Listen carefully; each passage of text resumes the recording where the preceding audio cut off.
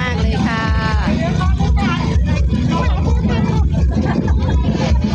จะถ่ายให้ดูชัดๆนะคะ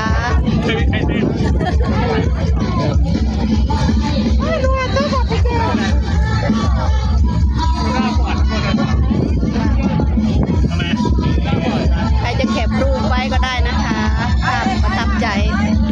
FC ท่านใดจะแคปรูปเอาไว้ก็ได้นะคะพี่สมปองเดี๋ยวถ่ายพี่สมปองก็มานะเขาไม่ต้องเรียกท่านสมปองอาจารย์สมปองนะคะอาจารย์สมปองเต้นให้ดูบรรยากาศแต่เสียงเพลงจะไม่ดังเท่าไหร่เพราะว่าอยู่ข้างหลังสุดอันนี้แหละไม่หนวกหูเนาะดังมากก็ไม่ดีหนวกหูโอ้เต็มใจเลยค่ะโอ้วัยรุ่นเลยอ่ะ